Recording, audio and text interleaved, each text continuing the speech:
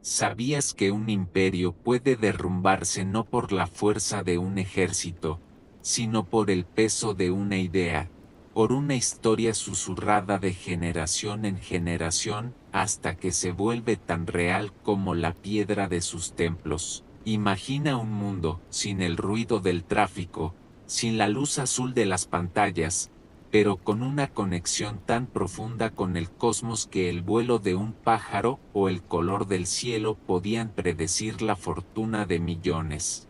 Un mundo donde el oro no se guardaba en bóvedas, sino que se llevaba puesto, se tejía en la ropa de los dioses y los reyes como si fuera un simple hilo de algodón. Un mundo sin redes sociales, pero con un sistema de chismes que funcionaría a la velocidad de la luz si tan solo hubieran tenido luz. Antes de acomodarte del todo, dale me gusta y suscríbete al canal para animarme a crear más contenido como este. Cuéntanos también desde dónde nos acompañas y qué hora es por ahí. Baja las luces, que vamos a empezar el viaje de esta noche. Ahora estás ahí.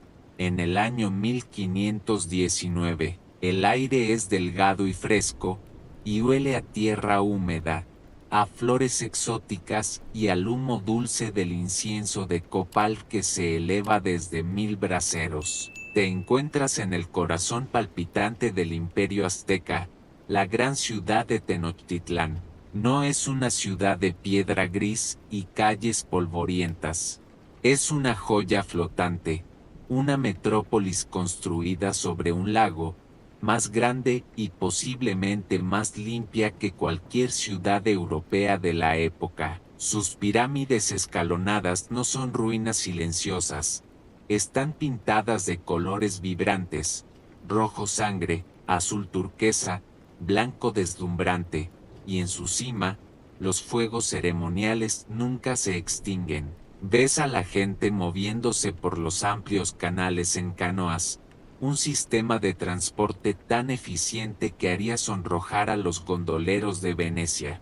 Este es un imperio de casi 15 millones de almas, gobernado desde esta ciudad de más de 200.000 habitantes, una proeza de ingeniería y organización. A tu alrededor, la vida bulle. Mercaderes gritan sus mercancías, desde plumas de quetzal de un verde iridiscente hasta granos de cacao que sirven como moneda. Pero lo más asombroso son las chinampas, las famosas granjas flotantes. Son islas artificiales de lodo y juncos donde cultivan maíz, frijoles y flores, creando una despensa inagotable que alimenta a toda la ciudad. Es un sistema agrícola tan ingenioso que algunos agrónomos modernos lo estudian en busca de soluciones sostenibles. Pero bajo toda esta vibrante normalidad, una corriente de ansiedad recorre el imperio. Hay una profecía, una antigua historia sobre un dios exiliado. Su nombre es Quetzalcóatl, la serpiente emplumada, un dios de la creación, el viento y el conocimiento. La leyenda dice que fue engañado y desterrado, navegando hacia el este sobre una balsa de serpientes, pero juró regresar, y prometió volver en un año específico, el año 1 Caña, para reclamar su trono. Los sacerdotes han estado observando los cielos, registrando presagios inquietantes, una columna de fuego, un templo que arde sin causa. Los historiadores aún debaten si la profecía de Quetzalcóatl fue un pilar central en la cosmología azteca o si su importancia fue exagerada por los cronistas españoles para explicar la pasividad inicial de los nativos. Lo que es innegable es que el año 1 Caña ha llegado, y justo ahora, en la costa este, más allá de la selva, han aparecido unos extraños presagios. Unos hombres han visto montañas flotantes en el mar. Ahora dejas la capital en tu mente y viajas hacia el este, siguiendo la ruta de los mensajeros. El aire se vuelve más denso, húmedo y caliente. El olor a copal es reemplazado por el aroma salado del Golfo de México. Estás en la costa, entre el pueblo totonaca, una de las muchas culturas subyugadas por el poder azteca. La gente aquí paga sus tributos a Tenochtitlán, pero no hay amor en esa obediencia, y es aquí, en una mañana brumosa, donde lo ves. Primero parecen errores en el horizonte, manchas oscuras que no deberían estar ahí. Luego, a medida que la niebla se disipa, toman forma, son enormes, más grandes que cualquier canoa que hayas visto, tan grandes como colinas, montañas flotantes. Sobre ellas, extraños árboles sin hojas se alzan hacia el cielo, con gigantescas telas blancas colgando de sus ramas, hinchándose con un viento que parece empujarlas directamente hacia la orilla. La profecía, el presagio que era un susurro en la capital, aquí es un grito visual que rasga la realidad. El pánico inicial da paso a un asombro reverencial. No hay remeros. Estas estructuras se mueven por voluntad propia, impulsadas por los mismos vientos que Quetzalcóatl comanda. Los vigías corren. La noticia debe llegar al emperador, a Moctezuma, y el sistema de comunicación azteca es increíblemente eficiente. Utilizan una red de postas de relevos con corredores profesionales, los painanis. Estos atletas podían cubrir la distancia de casi 400 kilómetros entre la costa y la capital en poco más de un día, una hazaña que dejaría sin aliento a cualquier corredor de maratón moderno. Pero no llevan una carta escrita, llevan lienzos de algodón pintados por los artistas más rápidos y hábiles. Esta es una curiosidad fascinante de este primer encuentro. Los aztecas no tenían un alfabeto, su escritura era pictográfica. Imagina el desafío para el artista. ¿Cómo dibujar un barco, un casco de metal, un cañón, un caballo? Cosas para las que no existen ni los conceptos ni las palabras. Los primeros dibujos de los caballos, según algunos cronistas, los hacían parecer ciervos gigantes, sin cuernos, una imagen confusa y aterradora. El mensajero llega finalmente al palacio de Moctezuma en Tenochtitlán. Le presentan al emperador no una misiva, sino estos lienzos pintados. Moctezuma, el Tlatoani, el que habla, el hombre más poderoso de su mundo, observa las imágenes con una mezcla de fascinación y terror. Ve las montañas flotantes, ve a los hombres de piel pálida, con vello facial que les cubre la cara como una maraña, ve su ropa de metal brillante, y todo encaja. La profecía decía que Quetzalcóatl regresaría desde el este, y estas criaturas vienen del este. La leyenda decía que el dios era de piel clara, y estos hombres son pálidos. El año es un ocaña. La coincidencia es matemáticamente perfecta, cósmicamente aterradora. Los historiadores aún debaten si la reacción de Moctezuma fue de pánico religioso puro o una calculada respuesta diplomática ante una fuerza desconocida y potencialmente divina. ¿Fue un acto de fe ciega o el movimiento cauteloso de un líder que se enfrenta a lo que podría ser el fin del mundo? Para él, en ese momento, la distinción probablemente no importaba, eran lo mismo, el dios había vuelto, o algo se hacía pasar por él de una manera muy convincente. La pregunta ya no era si la profecía era cierta, sino cómo recibir a un dios que había vuelto a casa. La decisión de Moctezuma es rápida, impulsada por una mezcla de protocolo sagrado y un miedo paralizante. No puedes simplemente ignorar el regreso de un dios. Debes enviar una bienvenida digna, una embajada que confirme lo que los lienzos ya gritan en silencio. Y así, Tú eres parte de esa delegación. Viajas de vuelta a la costa, pero esta vez no vas con las manos vacías. Llevas los atuendos sagrados de Quetzalcóatl, tesoros sacados de las cámaras más profundas del templo, máscaras de turquesa, pectorales de oro, sandalias de obsidiana, y un espectacular tocado hecho con las plumas iridiscentes del quetzal. No es un tributo, es una prueba. Si estos recién llegados son quienes parecen ser, reconocerán sus propias vestiduras divinas. Es una apuesta cósmica con la identidad de un dios como premio. Llegas a la playa y el encuentro es un asalto a los sentidos. El aire está cargado con su presencia. Los ves de cerca por primera vez, y los dibujos no les hacían justicia. Su piel no es solo pálida, es de un color enfermizo bajo el sol tropical. Algunos están quemados por el sol, con la piel roja y pelada. Tienen pelo en la cara, espeso y enmarañado, algo que para ti es extraño, casi animal. Tu pueblo valora los rostros lampiños y la limpieza escrupulosa.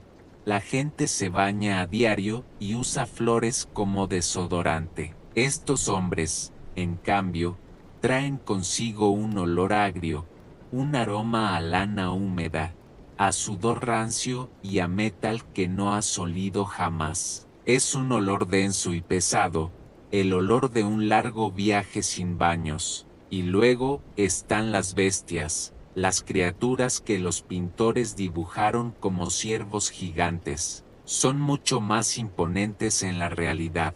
Altos, poderosos, con músculos que se ondulan bajo la piel. Resoplan y golpean el suelo con sus patas. Sus ojos grandes y oscuros te observan con una inteligencia que te inquieta. Entonces, uno de los hombres pálidos se acerca a la bestia y, con una agilidad asombrosa, se sube a su lomo. Por un momento, tu cerebro se niega a procesar lo que ve. Parecen fusionarse en una sola criatura, un ser mitad hombre, mitad bestia, una especie de centauro salido de una pesadilla. Este es uno de los hechos históricos más conocidos.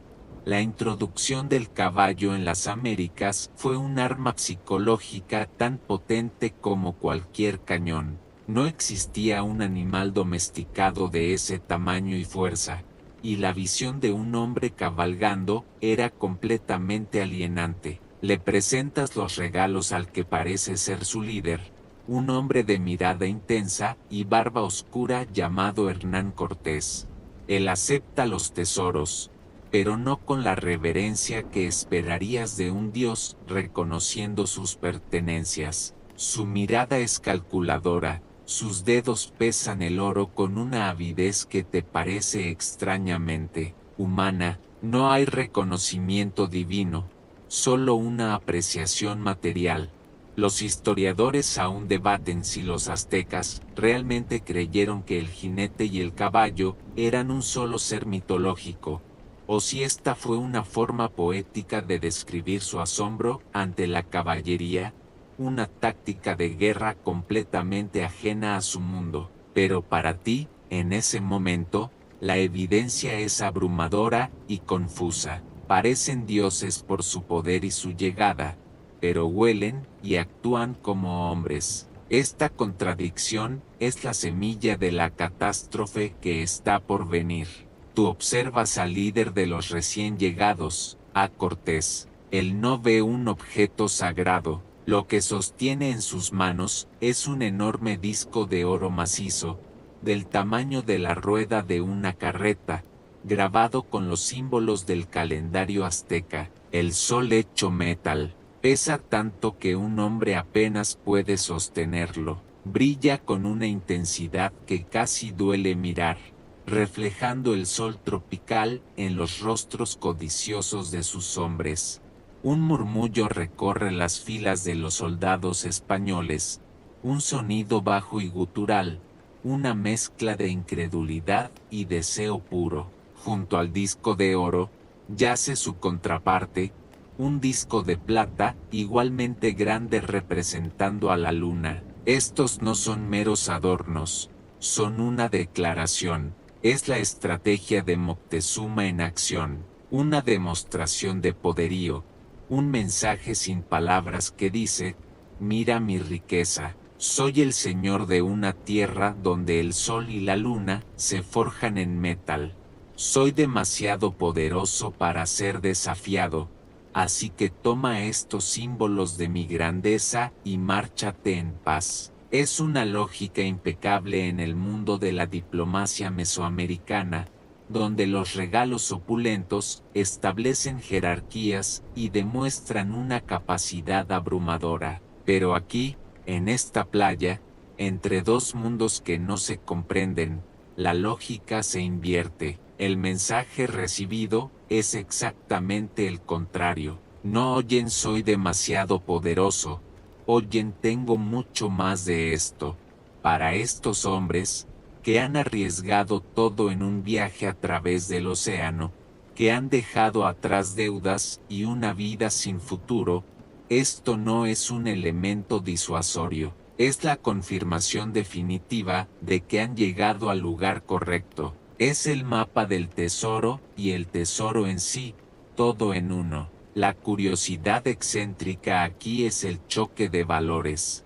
Para tu gente, el verdadero tesoro en esos regalos no es el metal amarillo, que es abundante, sino la artesanía, sobre todo, las plumas de quetzal de un verde iridiscente que adornan los otros regalos. Las plumas son más valiosas que el oro. Son un símbolo de la divinidad, de la realeza, del aliento de la vida. Para estos hombres, sin embargo, el oro es todo. Las plumas son solo un adorno exótico, y probablemente se preguntan si servirían para quitar el polvo de sus armaduras. La estrategia ha fracasado de la forma más espectacular posible. En lugar de saciar su sed, les has dado una razón para beberse el océano entero. Le has mostrado a un lobo hambriento el camino exacto hacia el rebaño. Los historiadores aún debaten si la insaciable sed de oro de Cortés fue una condición preexistente, un objetivo claro desde que zarpó de Cuba, o si estos regalos fueron el catalizador que la transformó en una obsesión febril. ¿Fue un plan calculado desde el principio o una oportunidad que se volvió demasiado grande para ignorarla? Lo que ves en sus ojos no es debate, es certeza. Una fiebre se ha apoderado de ellos, una enfermedad del alma que solo el oro puede curar. El emperador Moctezuma, en su palacio flotante, espera noticias de que su generosidad ha apaciguado a los dioses y los ha enviado de vuelta al mar. Pero el mensaje que ha enviado, sin saberlo, ha sido una invitación a saquear el corazón mismo de su imperio. La puerta no solo se ha abierto, se ha arrancado de sus bisagras. Tú regresas a Tenochtitlán, esta vez con una noticia pesada, una noticia que se siente como una piedra en el estómago. Le explicas a los consejeros del emperador lo que viste, la codicia en los ojos de los extraños, su falta de reverencia, su obsesión por el metal amarillo. Transmites que los regalos, en lugar de ser un punto final, han sido un punto y aparte. Moctezuma escucha en silencio desde su trono, rodeado por el lujo de su corte, pero su mirada está distante, perdida en un laberinto interior. Está atrapado, no físicamente, aún no, pero sí mentalmente, en una prisión mucho más difícil de escapar. Los psicólogos modernos tienen un nombre para esta prisión mental, se llama disonancia cognitiva. Es la incómoda sensación que tienes cuando mantienes dos creencias completamente contradictorias al mismo tiempo, como cuando compras un teléfono carísimo y al día siguiente lees una crítica terrible sobre él. Tu mente se revela, no puedes aceptar que tomaste una mala decisión, Así que empiezas a justificarla, a buscar razones para que tu creencia original, que el teléfono es maravilloso, siga siendo cierta. Ignoras los fallos, exageras las virtudes, haces lo que sea para calmar esa batalla en tu cabeza. Moctezuma está viviendo la versión imperial de esa batalla. En un rincón de su mente, tiene una creencia sagrada y profundamente arraigada: son dioses, es el regreso de Quetzalcóatl, la profecía se está cumpliendo. En el otro rincón, tiene la evidencia fría y dura que tú y otros mensajeros le traen. Actúan como bárbaros, son sucios, violentos, y su único interés es el oro. Estas dos ideas no pueden coexistir pacíficamente. Para resolver esta disonancia, Moctezuma no elige el camino más lógico, que sería descartar la idea de la divinidad. Eso sería admitir que su mundo está siendo invadido por una fuerza desconocida y aterradora. En su lugar, hace lo que la mente humana suele hacer: racionaliza, intenta forzar la evidencia para que encaje en su creencia original. Su comportamiento codicioso no es codicia, es una prueba divina para medir nuestra generosidad. Su violencia no es brutalidad, es la ira justa de los dioses por alguna ofensa que aún no comprendemos.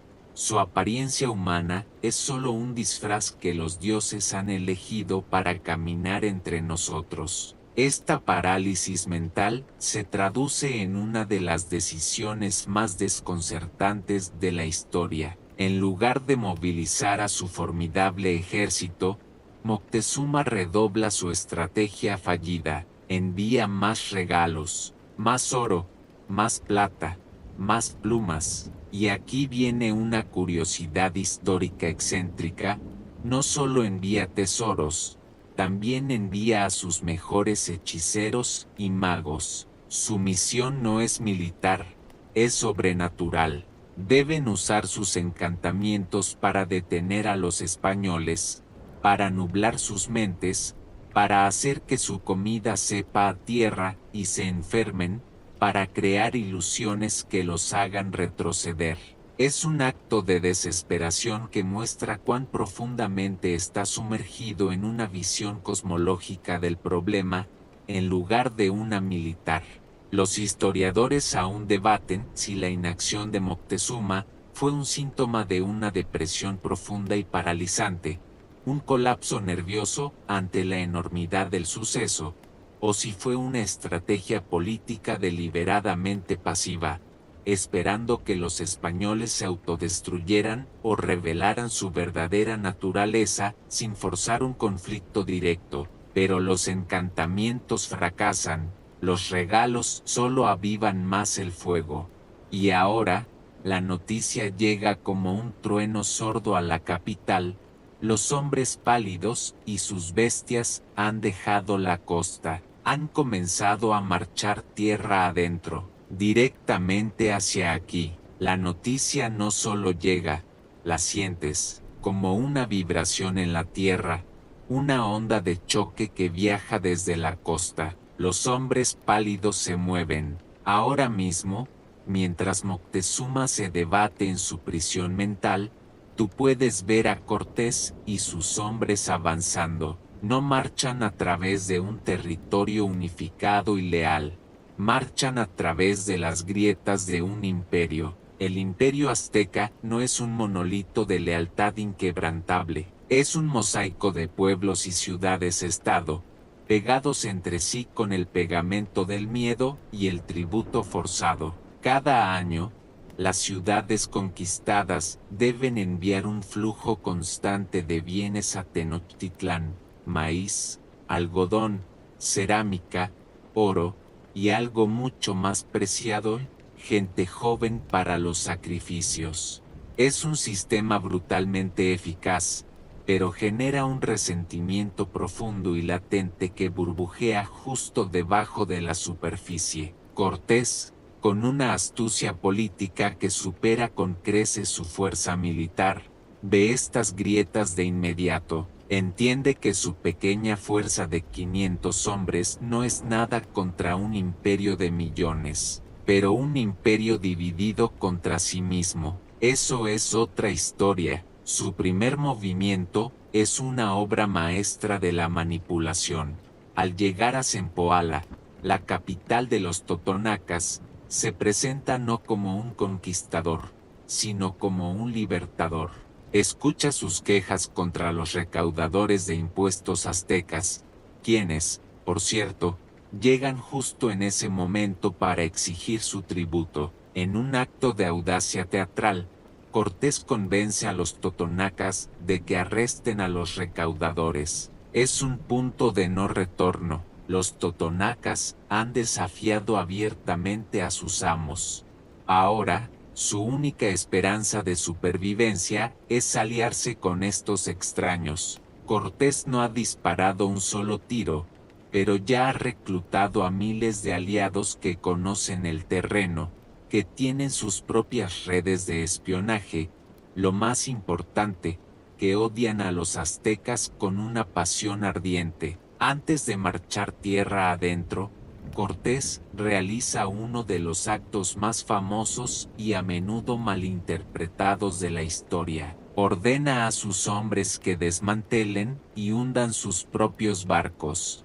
Este hecho histórico, a menudo llamado la quema de las naves, es el último movimiento en su juego psicológico. No había vuelta atrás, no había un plan barrio. El mensaje para sus propios hombres era brutalmente claro: avanzamos y conquistamos, o morimos aquí. Su plan de pensiones era conquista o muere, pero su marcha no es un paseo. Se encuentran con la resistencia más feroz que enfrentarán en todo el viaje, no de los aztecas, sino de los tlaxcaltecas.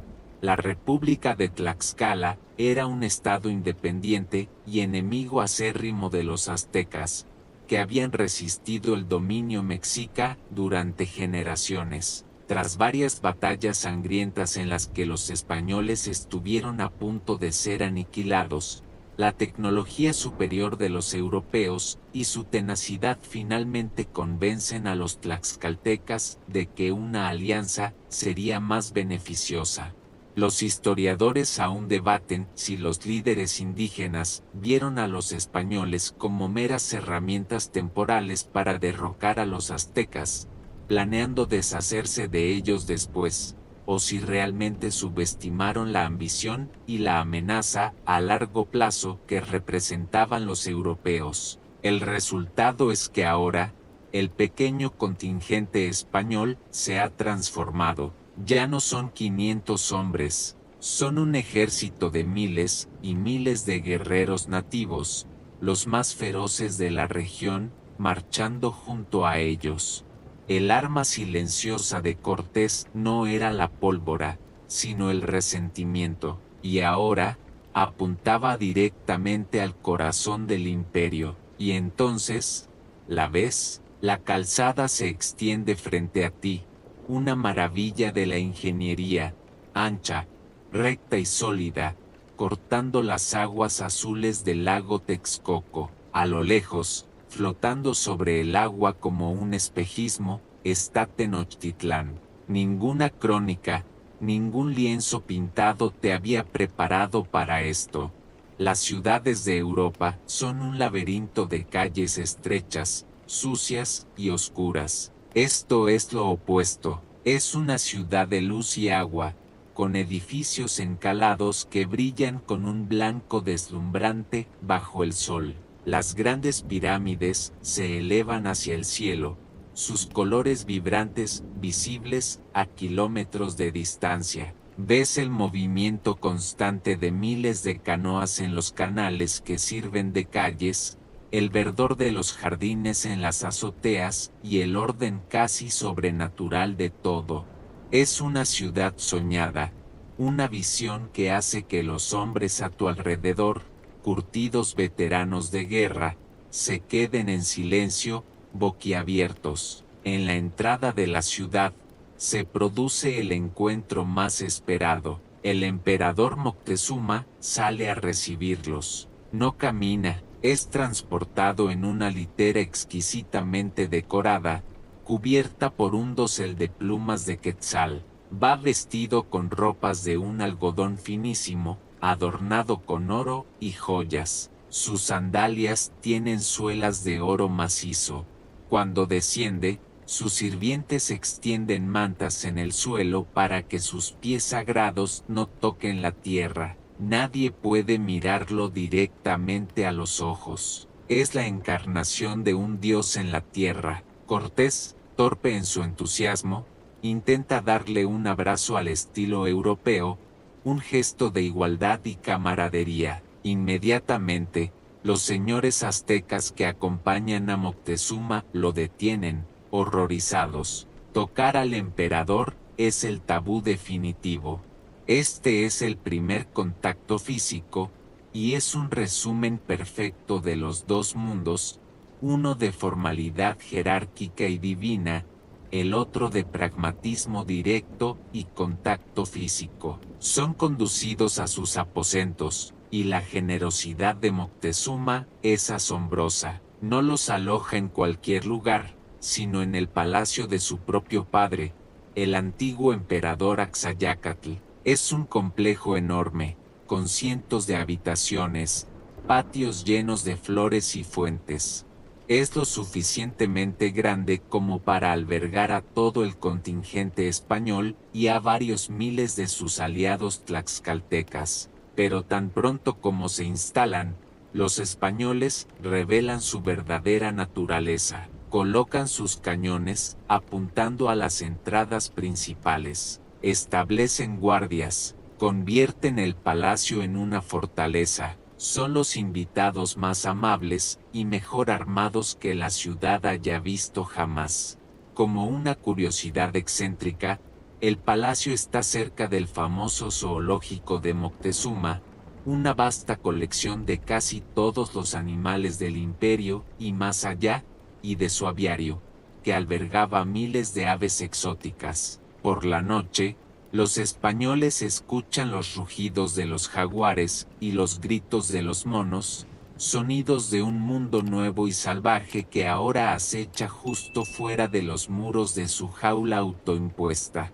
Pasan unos días en una paz tensa, hasta que Cortés decide que la situación es demasiado precaria. Usando como pretexto la noticia de una escaramuza en la costa donde murieron algunos de sus hombres, Cortés y sus capitanes van a ver a Moctezuma, con una audacia que roza la locura, le sugieren que se traslade a vivir con ellos en el palacio de Axayácatl, para su propia protección, por supuesto. Los historiadores aún debaten la pasividad de Moctezuma en este momento crítico. ¿Por qué aceptó esta humillante petición? ¿Fue por miedo a la violencia inmediata, una estrategia para entender mejor a sus captores, o seguía atrapado en la creencia de que todo era parte de un inescrutable plan divino? Sea cual sea la razón, Moctezuma accede, y así, el emperador del imperio más poderoso de Mesoamérica abandona su propio palacio y entra caminando en el de su padre, donde los españoles lo reciben con todos los honores. La puerta se cierra detrás de él. La jaula dorada está completa. Ahora te encuentras dentro del palacio de Axayácatl, que se ha convertido en el centro neurálgico del imperio, pero un centro con un corazón prisionero. La vida de Moctezuma como rehén de lujo es una de las situaciones más extrañas de la historia. No está encadenado ni confinado en un calabozo. Continúa gobernando, recibe a sus nobles, emite decretos, gestiona los asuntos del imperio. Sus esposas e hijos lo visitan. Sus sirvientes le traen la comida más exquisita en platos de oro y cerámica fina. Para un observador externo, podría parecer que nada ha cambiado, pero tú ves la verdad. Cada palabra que dice, cada orden que da, es observada por guardias españoles, armados hasta los dientes. Es un soberano en una vitrina, un títere con una corona. Su poder es una ilusión mantenida por sus captores para controlar el imperio a través de él.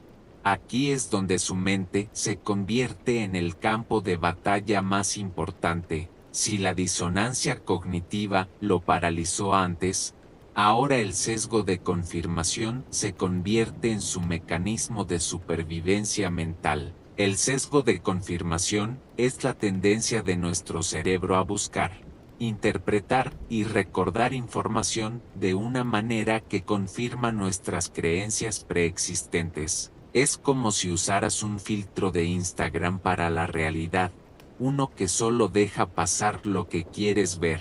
Y Moctezuma tiene el filtro, los españoles son dioses, activado a máxima potencia. Cada acción de Cortés es reinterpretada a través de este lente. Cortés le pide oro. Para Moctezuma, esto no es un saqueo, es la legítima reclamación de los dioses de lo que es suyo. Los españoles le piden que coloque una cruz y una imagen de la Virgen María en la cima del templo mayor. No es un acto de profanación, es la presentación de nuevos ídolos poderosos que se suman a su panteón. Una curiosidad histórica que ilustra esta extraña coexistencia es el hecho de que Moctezuma y Cortés desarrollaron una especie de relación, casi una amistad. Jugaban juntos a un juego de mesa azteca llamado Totoloque, que consistía en lanzar pequeñas bolitas de oro a unos objetivos. Cortés incluso le enseñó a Moctezuma algunas frases en español. Es una imagen surrealista, el conquistador y su rehén compartiendo momentos de ocio mientras el destino de millones pende de un hilo. ¿Era una amistad genuina o una manifestación del síndrome de Estocolmo por parte de Moctezuma y una manipulación calculada por parte de Cortés? Mientras tanto, el resentimiento entre la población y la nobleza azteca crece día a día. Ven a su emperador humillado, a sus templos profanados y a estos extranjeros arrogantes acumulando sus tesoros.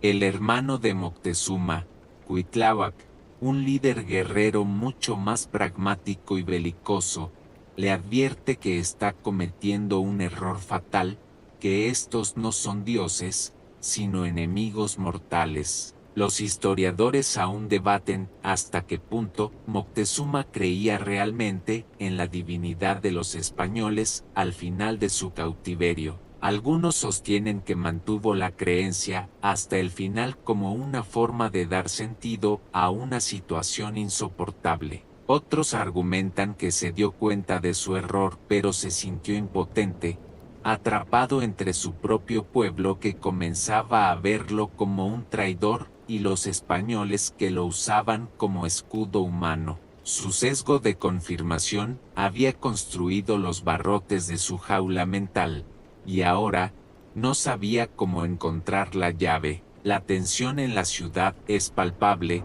un silencio antinatural que precede a una tormenta. Solo hace falta una chispa para que todo explote, y esa chispa está a punto de ser encendida.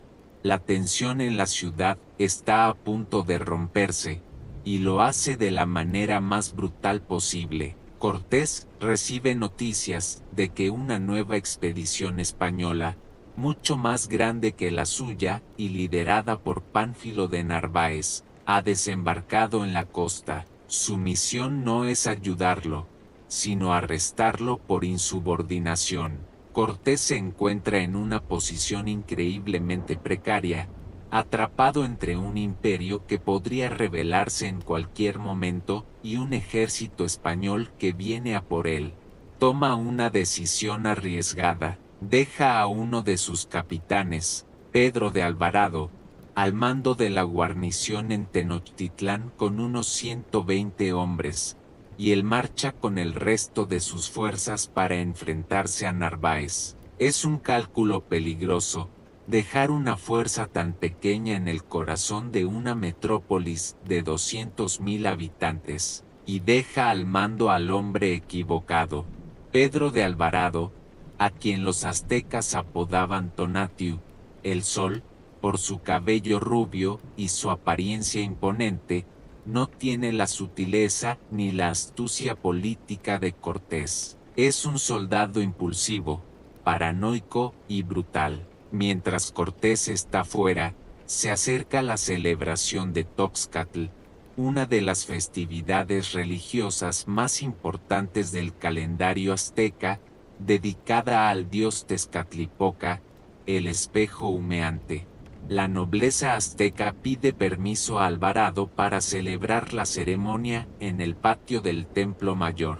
Alvarado, extrañamente, accede. Quizás piensa que permitirlo mantendrá la calma, o quizás tiene un plan mucho más siniestro. Una curiosidad histórica de esta festividad es que involucraba una danza ritual en la que participaban cientos de los guerreros y nobles más importantes del imperio, desarmados y ataviados con sus mejores galas de oro y plumas. La ceremonia comienza.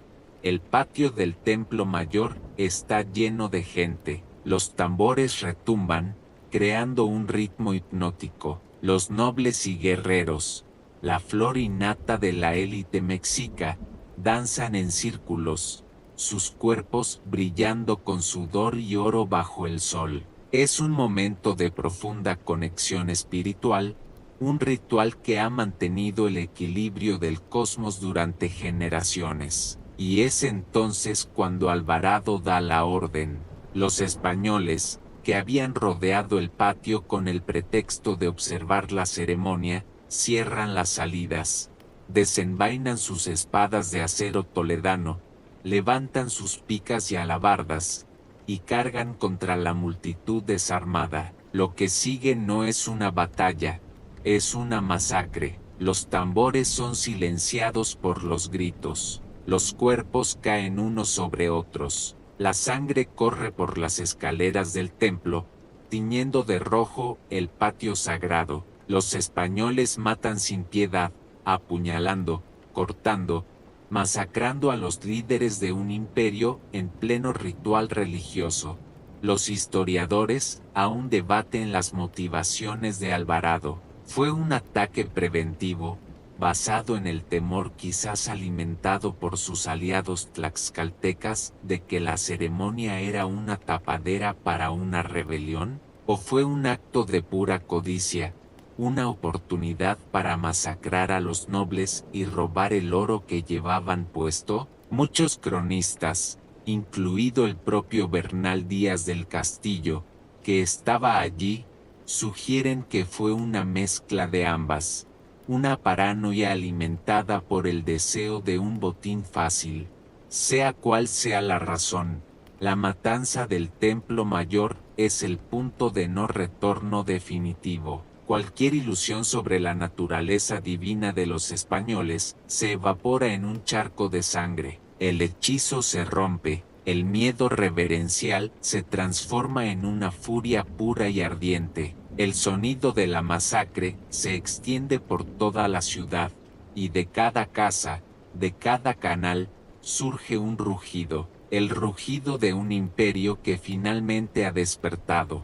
Los españoles se repliegan a su fortaleza, el palacio de Axayácatl, pero ahora ya no son los amables invitados, son los ocupantes, los asesinos. Y la ciudad entera se ha convertido en una trampa mortal. Cortés regresa a Tenochtitlán, pero no a la ciudad de los sueños que dejó. Vuelve a una pesadilla. Ha derrotado a Narváez en la costa, en una audaz incursión nocturna, y ha convencido a la mayoría de los hombres de Narváez para que se unan a él, duplicando su fuerza.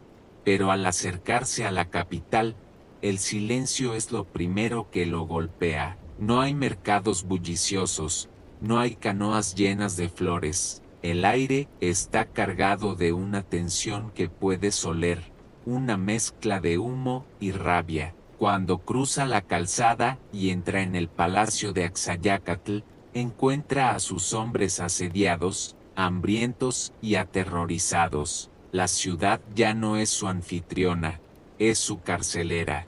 Las calles son campos de batalla, las azoteas están llenas de guerreros aztecas que lanzan una lluvia constante de piedras, flechas y jabalinas. La masacre de Alvarado ha desatado una furia que ni el oro ni las profecías pueden contener.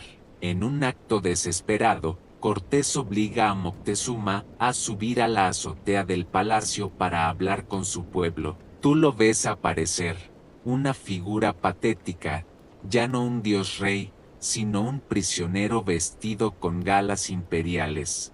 Intenta hablar, su voz es ahogada por el rugido de la multitud. Su pueblo ya no ve al Tlatoani, al que habla, ven a un traidor, a la marioneta de los invasores. La respuesta no son palabras, es una lluvia de piedras y flechas. Uno de los proyectiles lo golpea en la cabeza. Los españoles lo arrastran de vuelta al interior, herido de muerte. Y aquí es donde la historia se divide en dos.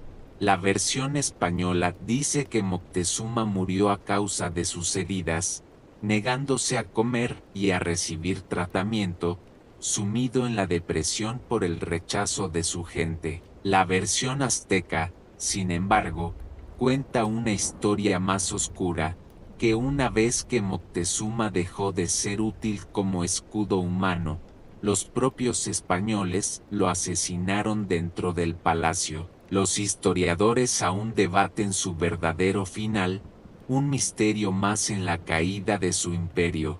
Con Moctezuma muerto, el último vestigio de control se ha ido. La única opción es huir.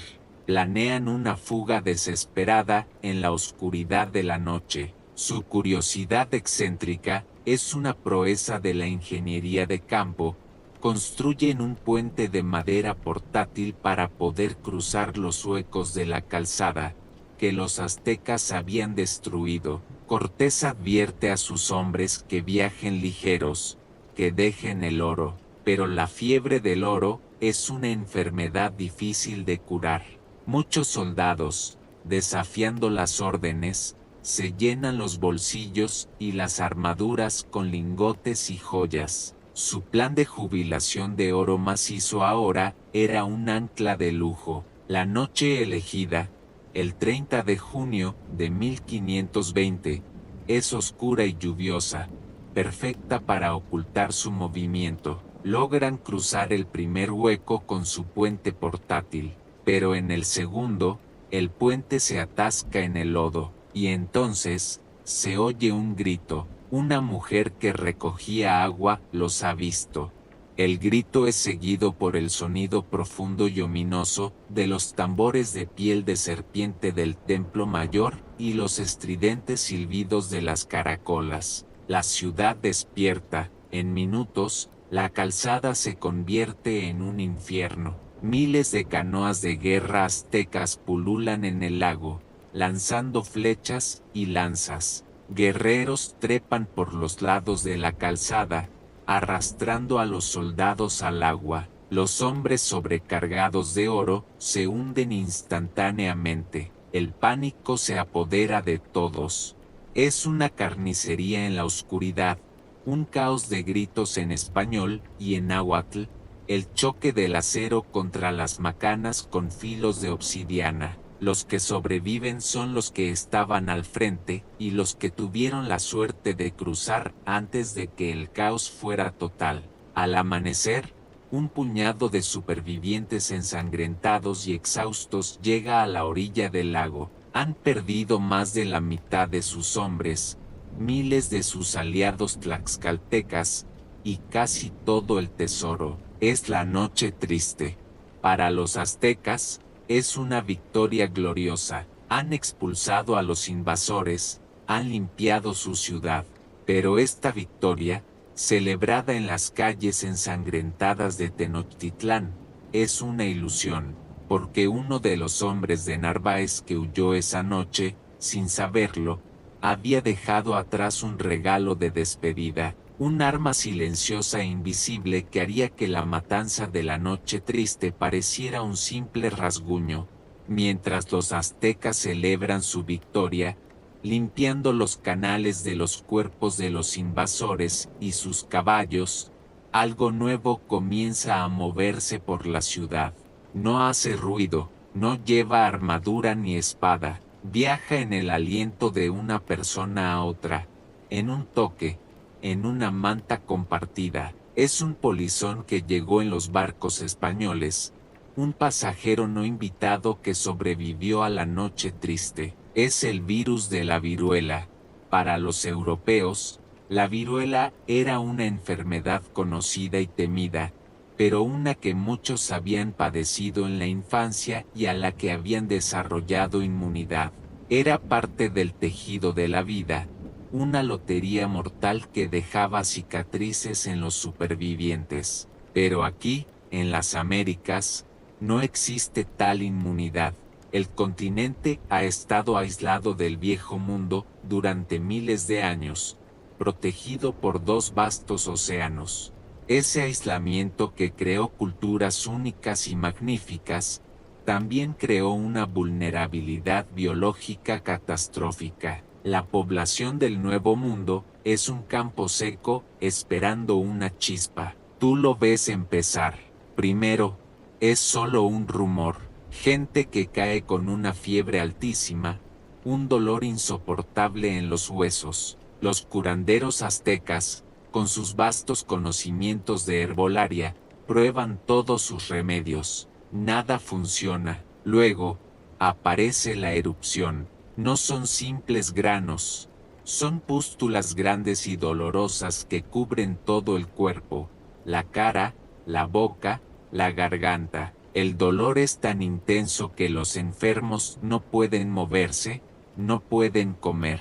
La sed es una tortura, no entienden lo que está pasando. Para ellos, es una nueva y terrible plaga, quizás un castigo de los dioses por no haber aniquilado por completo a los extranjeros, o una magia oscura dejada por ellos. La forma en que se propaga es aterradora.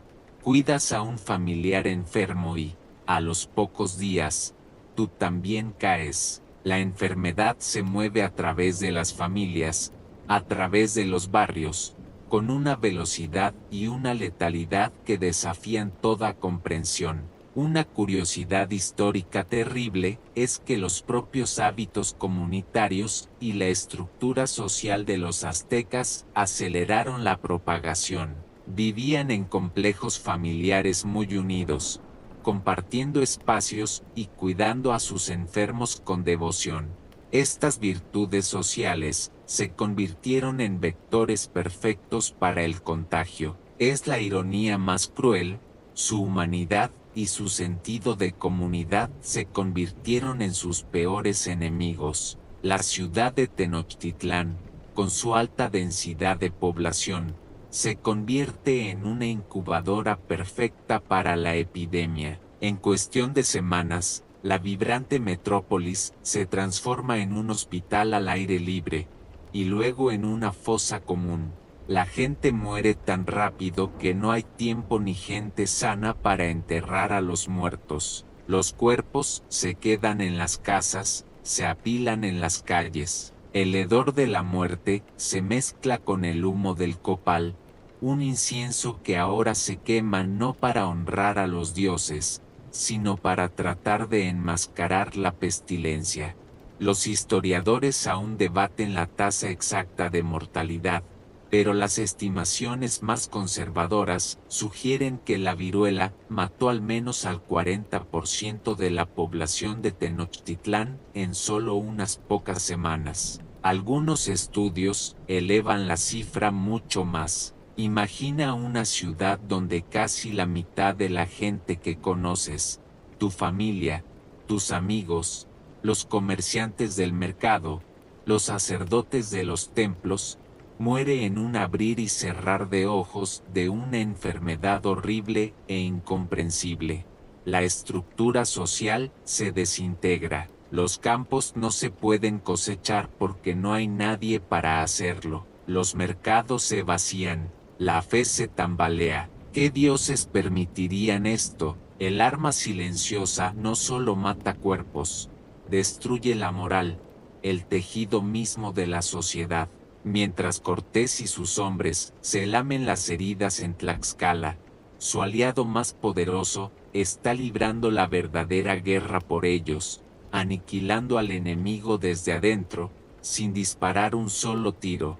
En medio de este caos, en este mar de sufrimiento, el imperio necesita un timón. Con Moctezuma muerto, su final envuelto en la niebla de la propaganda y la tragedia, el trono no puede permanecer vacío. La cabeza del imperio ha sido cortada, pero el cuerpo aún se convulsiona, buscando una nueva dirección, y la encuentra. Su nombre es Cuitláhuac, el hermano de Moctezuma, y es todo lo que su hermano no fue al final. No hay parálisis en su mirada, no hay vacilación en su voz.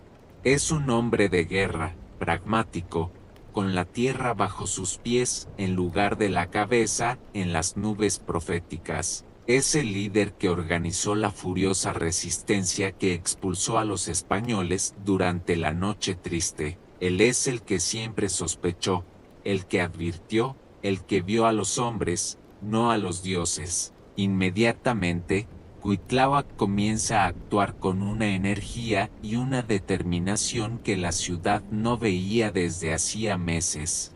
Comienza a reconstruir las defensas de la ciudad, a reorganizar el ejército y, lo más importante, a intentar forjar una alianza pan-mesoamericana. Envía emisarios a todos los rincones del imperio y más allá, incluso a sus enemigos tradicionales como los tarascos en el oeste. Su mensaje es claro y profético: los españoles no son un problema azteca, son una amenaza para todos. Hoy somos nosotros, mañana seréis vosotros.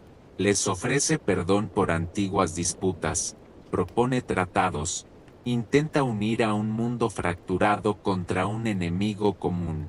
Es una visión estratégica que Moctezuma nunca tuvo. Una curiosidad de su breve reinado es la rapidez con la que intentó revertir las políticas de su hermano, entendiendo que la amenaza era existencial y requería una respuesta sin precedentes. El imperio, a pesar de la plaga, comienza a sentir una chispa de esperanza. Tienen un verdadero líder guerrero en el trono, uno que no se deja engañar por viejas leyendas. La moral, destrozada, comienza a repararse, pero el arma silenciosa no respeta tronos ni títulos. La viruela no distingue entre un campesino y un emperador. Y justo cuando su liderazgo es más necesario, Cuitláhuac cae enfermo. Los mismos síntomas que ha visto en miles de sus súbditos ahora lo atormentan a él. La fiebre lo consume, el dolor lo paraliza. Las pústulas florecen en la piel del hombre que era la única esperanza del imperio, y después de solo 80 días en el poder, el 10º Tlatoani, el héroe de la Noche Triste, muere. Los historiadores aún debaten si, de no haber sido por la viruela, el liderazgo militar y la estrategia diplomática de Cuitláhuac habrían sido suficientes para unificar a los pueblos mesoamericanos y repeler permanentemente a los españoles. ¿Podría haber cambiado el curso de la historia si hubiera tenido más tiempo? Nunca lo sabremos. Su muerte es quizás el golpe más devastador de todos. No es solo la pérdida de un líder, es la muerte de la esperanza. El imperio ha sido decapitado 2 veces en menos de 3 meses. Primero, el emperador que los entregó. Segundo, el emperador que podría haberlos salvado. El vacío de poder es ahora un abismo. La ciudad está diezmada por la enfermedad, sus graneros se vacían, y ahora, está políticamente a la deriva. Mientras tanto, en la seguridad de Tlaxcala, Cortés escucha las noticias de la plaga y de la muerte de Cuitláhuac. Su enemigo se está desmoronando desde adentro, y él ni siquiera ha tenido que mover un dedo. El camino de regreso a Tenochtitlán está cada vez más despejado. Ahora te alejas de la ciudad apestada, de las calles silenciosas donde la muerte ha cosechado más que cualquier ejército. Tu viaje mental te lleva a las tierras altas, a la seguridad de la República de Tlaxcala. Aquí, el aire es más limpio, pero no menos tenso. Ves a Cortés y a los supervivientes de la noche triste. No son un grupo de hombres derrotados. El descanso y la alianza inquebrantable con los tlaxcaltecas los han revigorizado. La serpiente no había sido asesinada, solo se había retirado a su nido para mudar de piel, y la nueva piel es más grande, más fuerte y mucho más letal. Cortés ha recibido las noticias que llegan desde Tenochtitlán. Sabe de la viruela, sabe de la muerte de Cuitláhuac, entiende que el tiempo y la biología están de su lado, y comienza a planificar su regreso, no como una incursión, sino como una aniquilación. Lo primero que hace es consolidar su ejército.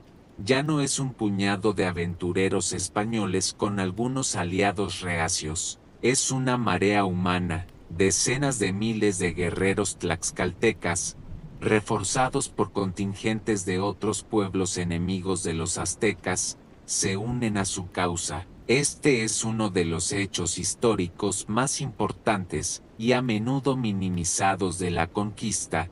La caída de Tenochtitlán fue, en gran medida, el clímax de una guerra civil mesoamericana, con Cortés actuando como el catalizador y el líder de una vasta coalición indígena. Su estandarte ahora es seguido por un ejército que supera en número a las fuerzas que los aztecas, debilitados por la plaga, pueden reunir. Pero Cortés sabe que la fuerza bruta no es suficiente. Tenochtitlán es una fortaleza insular. Durante la noche triste, los aztecas controlaron el lago, y eso fue decisivo. No cometerá el mismo error. Y aquí es donde su plan se vuelve genial y audaz hasta la locura. Decide que necesita una flota, pero está en medio de las montañas, a cientos de kilómetros del mar. Así que ordena la construcción de 13 bergantines, pequeños barcos de guerra, en el corazón de Tlaxcala. La curiosidad de este plan es su logística casi imposible. Envía a sus hombres de vuelta a la costa para recuperar el aparejo, las velas, los anclajes y los clavos de los barcos que él mismo hundió meses atrás.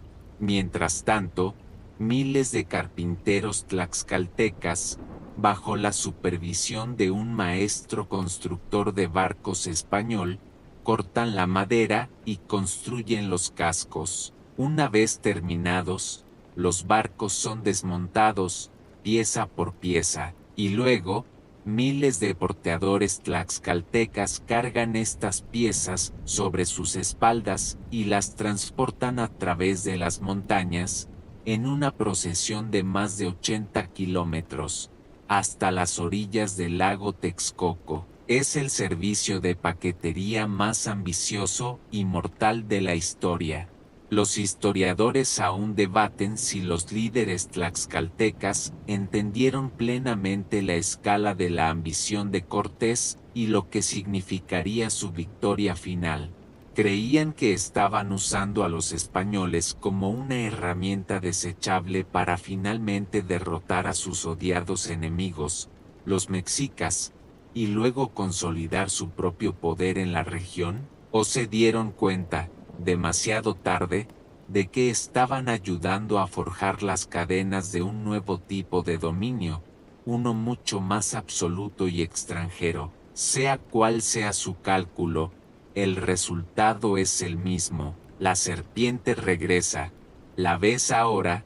la enorme procesión descendiendo por los pasos de montaña hacia el Valle de México. Un ejército como nunca antes se había visto, seguido por los componentes de una flota fantasma, y abajo, en el centro del lago, la ciudad joya, herida y diezmada, espera, sin saber que el asedio que se avecina no solo vendrá por tierra, sino también por agua. El cerco se ha cerrado, no como una trampa que se cierra de golpe, sino como un nudo que se aprieta lentamente, de forma inexorable.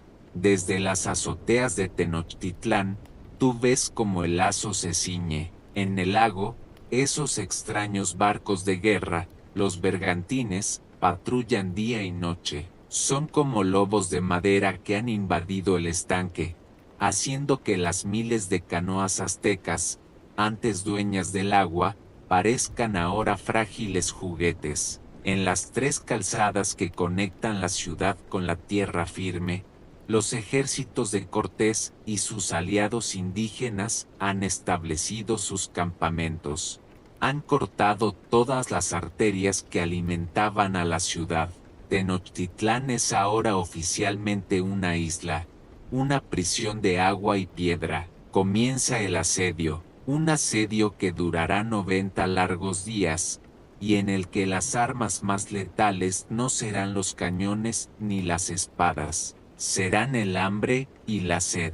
La primera jugada de Cortés es de una simplicidad brutal. Su objetivo no es un fuerte, ni una muralla, es un acueducto.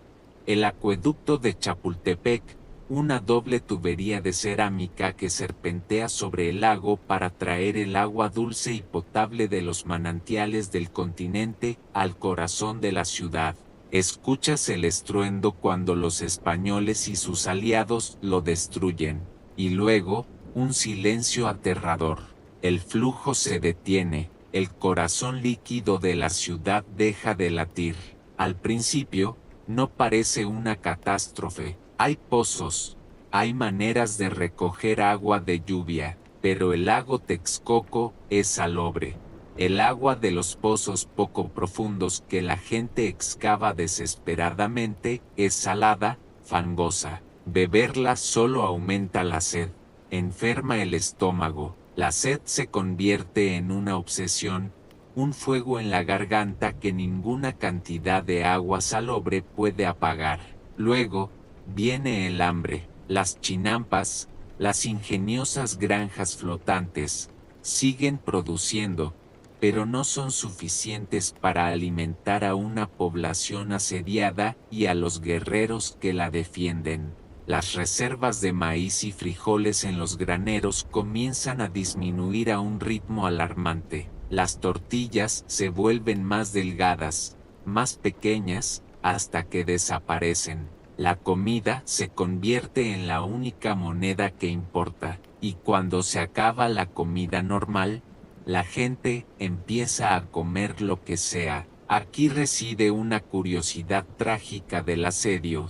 La gente come lagartijas, gusanos, golondrinas. Hierven el cuero de sus escudos para ablandarlo y poder masticarlo. Despojan la corteza de los árboles.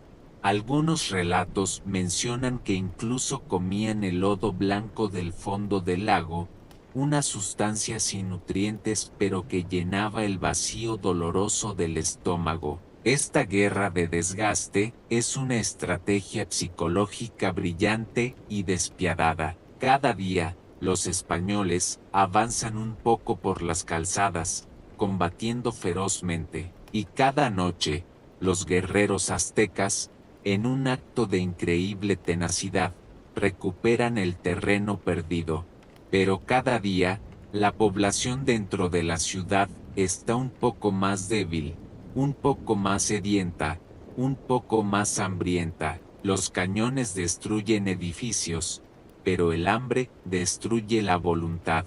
La sed rompe el espíritu.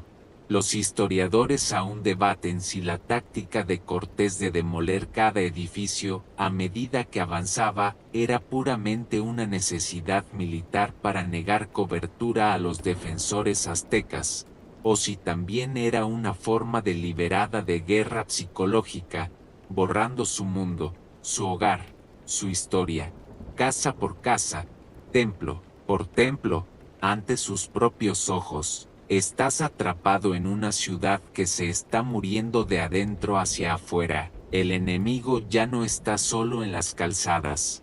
Está en tu propia garganta, en tu propio estómago. Día tras día, la presión aumenta, no solo sobre los cuerpos, sino sobre las almas. Te encuentras en una ciudad donde el mundo se ha vuelto del revés. El sol, que una vez fue el símbolo del poder y la vida azteca, ahora solo sirve para resecar más las gargantas y acelerar la podredumbre de los muertos que no pueden ser enterrados. El agua del lago, que era la cuna de su civilización, ahora es una fuente de enfermedad y una barrera que los mantiene atrapados. Los dioses, a quienes han servido con tanta devoción y sangre, permanecen en silencio. Esta sensación de abandono y desesperanza es el caldo de cultivo perfecto para un fenómeno psicológico devastador, la indefensión aprendida. Este concepto fue explorado por el psicólogo Martin Seligman. En sus experimentos, descubrió que si un animal es sometido repetidamente a una situación estresante y dolorosa de la que no puede escapar, eventualmente dejará de intentar huir, incluso cuando se le presente una oportunidad para hacerlo. Aprende que nada de lo que haga importa, que el dolor es inevitable, cae en un estado de pasividad y apatía, se rinde, no porque la jaula sea fuerte, sino porque la jaula se ha internalizado, y eso es lo que le está sucediendo a la gente de Tenochtitlán. Al principio, lucharon con la furia de los jaguares, expulsaron a los españoles, recuperaron su ciudad, pero luego vino la plaga, que mató indiscriminadamente, sin importar la valentía o la piedad. Luego, la muerte de su nuevo líder, Cuitláhuac, la única chispa de esperanza, y ahora, este asedio implacable, este estrangulamiento lento y metódico. Los guerreros aztecas, liderados por su nuevo y joven emperador, Cuauhtémoc, el águila que desciende, siguen luchando con una valentía sobrehumana. Cada noche, como recuerdas, recuperan el terreno perdido, pero cada mañana, los españoles vuelven a atacar, y cada día las filas de los defensores son un poco más escasas, sus cuerpos más demacrados por el hambre. La gente común, los que no son guerreros, ven esto, ven que sus valientes soldados luchan y mueren, pero el resultado es siempre el mismo. El lazo se aprieta, los intentos de romper el cerco con las canoas fracasan contra los bergantines. Los sacrificios a los dioses no traen la victoria prometida, nada funciona. La sensación de que la resistencia es inútil comienza a filtrarse en la conciencia colectiva. Una curiosidad psicológica del asedio es cómo los españoles explotaron esto. A menudo, después de una batalla, enviaban a algunos prisioneros aztecas de vuelta a la ciudad, no como un acto de piedad, sino para que contaran las historias del poderío español, de sus innumerables aliados, de la comida abundante que tenían en sus campamentos. Eran mensajeros de la desesperanza. Los historiadores aún debaten si el colapso final de la resistencia azteca se debió más al agotamiento físico de sus guerreros o a este colapso psicológico, esta indefensión aprendida que se extendió por la población. Probablemente fueron ambas cosas. una espiral descendente donde el cuerpo y la mente se arrastraban mutuamente hacia el abismo. Ves a gente sentada en las calles, demasiado débil para moverse, con la mirada vacía, esperando el final. Han aprendido que no pueden controlar su destino. Han aprendido que el sufrimiento es la nueva normalidad. El águila, por valiente que sea, no puede volar para siempre con las alas rotas. La ciudad no ha caído aún, pero en la mente de muchos de sus habitantes, ya se ha rendido. El final no es una batalla gloriosa, es un último y agónico espasmo. Estás ahí, en Tlatelolco, el distrito norte de la ciudad, el último reducto de la resistencia. Ya no es una ciudad, es un laberinto de escombros. Los majestuosos templos y palacios que viste al llegar son ahora montones de piedra calcinada. El aire es espeso, un polvo gris que lo cubre todo, mezclado con el humo de fuegos que nunca se apagan y el hedor insoportable de la muerte. La lucha se ha reducido a esta última isla de desesperación. Los defensores que quedan son espectros, hombres y mujeres de una delgadez cadavérica, con los ojos hundidos por el hambre y la enfermedad, pero que aún se aferran a sus macanas con filos de obsidiana y a sus arcos con una fuerza que nace del puro desafío. Luchan casa por casa, piedra por piedra, defendiendo no ya un imperio, sino el derecho a morir en su propia tierra. En medio de este infierno, el joven emperador Cuauhtémoc toma una decisión. La resistencia militar es insostenible. El final es inevitable, pero quizás, solo quizás, pueda escapar por el lago para reagrupar a sus fuerzas en tierra firme y continuar la lucha desde fuera. Es una última y desesperada apuesta. Tú lo ves abordar una gran canoa de guerra, una embarcación bellamente decorada, quizás la última reliquia de la grandeza imperial. Junto a él van su familia y sus consejeros más cercanos. La canoa se desliza silenciosamente por los canales secundarios, intentando romper el bloqueo naval de los bergantines. Pero es inútil. Un bergantín español, capitaneado por un hombre llamado García Holguín, la divisa. La persecución es breve y desigual. La pequeña nave de madera, impulsada por remos, no tiene ninguna oportunidad contra el barco de vela armado con un cañón, una especie de guardia costera del siglo XVI con órdenes de no dejar escapar a nadie. El bergantín los alcanza. Los ballesteros apuntan. En ese momento, Cuauhtémoc se pone de pie en la canoa, no para luchar, sino para proteger a su familia. Señala que él es el emperador, el premio que buscan. Este es el hecho histórico conocido que sella el destino de la ciudad, la captura de su último líder. Lo llevan ante Cortés, y aquí, Cuauhtémoc, cubierto de polvo y sudor, agotado pero erguido, pronuncia las palabras que resonarán a través de la historia. Pone la mano sobre la daga que Cortés lleva al cinto y le dice: «Señor Malinche, ya he hecho lo que estaba obligado a hacer en defensa de mi ciudad y mis vasallos, y no puedo más. Y pues vengo por fuerza y preso ante tu persona y poder, toma ese puñal que tienes en la cintura y mátame luego con él». Los historiadores aún debaten la intención y el significado exacto de estas palabras. ¿Fue una súplica genuina de un guerrero que prefería la muerte a la deshonra de la cautividad?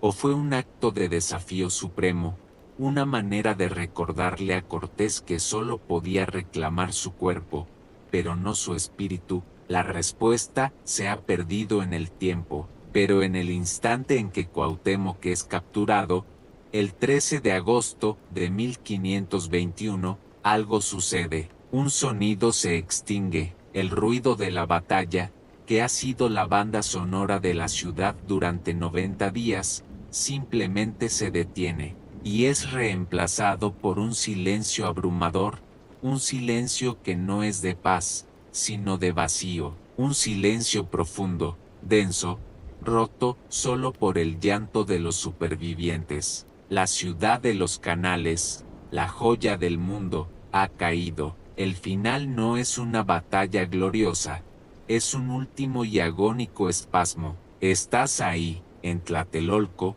el distrito norte de la ciudad, el último reducto de la resistencia. Ya no es una ciudad, es un laberinto de escombros.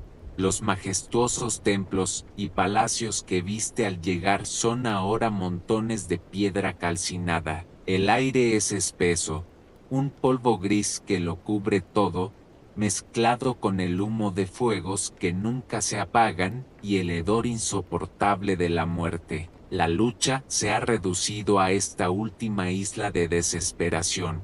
Los defensores que quedan son espectros, hombres y mujeres de una delgadez cadavérica, con los ojos hundidos por el hambre y la enfermedad, pero que aún se aferran a sus macanas con filos de obsidiana y a sus arcos con una fuerza que nace del puro desafío. Luchan casa por casa, piedra por piedra, defendiendo no ya un imperio, sino el derecho a morir en su propia tierra. En medio de este infierno, el joven emperador Cuauhtémoc toma una decisión. La resistencia militar es insostenible.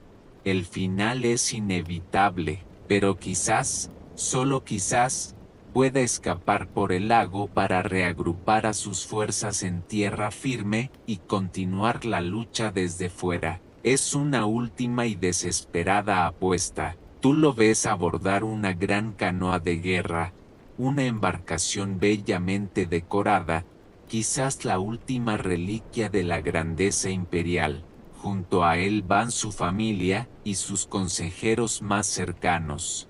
La canoa se desliza silenciosamente por los canales secundarios, intentando romper el bloqueo naval de los bergantines. Pero es inútil. Un bergantín español, capitaneado por un hombre llamado García Holguín, la divisa. La persecución es breve y desigual. La pequeña nave de madera, impulsada por remos, no tiene ninguna oportunidad contra el barco de vela armado con un cañón, una especie de guardia costera del siglo XVI con órdenes de no dejar escapar a nadie. El bergantín los alcanza, los ballesteros apuntan. En ese momento, Cuauhtémoc se pone de pie en la canoa, no para luchar, sino para proteger a su familia. Señala que él es el emperador, el premio que buscan. Este es el hecho histórico conocido que sella el destino de la ciudad, la captura de su último líder.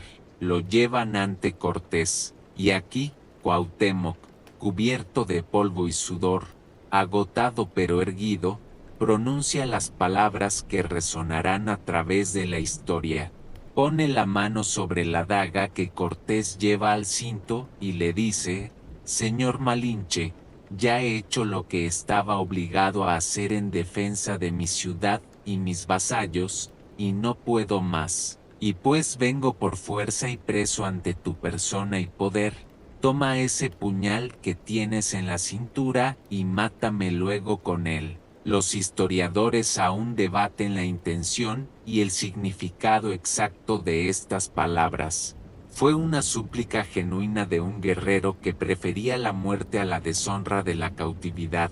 ¿O fue un acto de desafío supremo, una manera de recordarle a Cortés que solo podía reclamar su cuerpo, pero no su espíritu? La respuesta se ha perdido en el tiempo, pero en el instante en que Cuauhtémoc es capturado, el 13 de agosto de 1521, algo sucede. Un sonido se extingue, el ruido de la batalla, que ha sido la banda sonora de la ciudad durante 90 días, simplemente se detiene, y es reemplazado por un silencio abrumador, un silencio que no es de paz, sino de vacío. Un silencio profundo, denso, roto solo por el llanto de los supervivientes. La ciudad de los canales, la joya del mundo, ha caído. El estruendo de la guerra se ha desvanecido, pero ahora comienza una batalla diferente, una que se libra no con espadas, sino con plumas y tinta. Te encuentras en un mundo nuevo, construido sobre las ruinas humeantes del antiguo. La ciudad de Tenochtitlán está siendo desmantelada, sus templos demolidos piedra por piedra para construir las iglesias y palacios de la nueva capital, la Ciudad de México. Es un acto de sustitución física y simbólica, y mientras se levantan los nuevos muros, se escribe la nueva historia. Cortés y sus cronistas, como el famoso Bernal Díaz del Castillo, toman el control de la narrativa. Sus relatos se convertirán en la versión oficial, la historia que Europa y el mundo leerán durante siglos. Y en esta historia, ellos son los héroes. Tú ves cómo se teje esta narrativa, en sus cartas y crónicas. La conquista se presenta como una epopeya, una gesta heroica de un puñado de valientes cristianos contra una horda abrumadora de salvajes idólatras. El número de sus aliados indígenas, que constituían la inmensa mayoría de su ejército, es convenientemente minimizado. La conquista no fue una guerra civil instigada por ellos,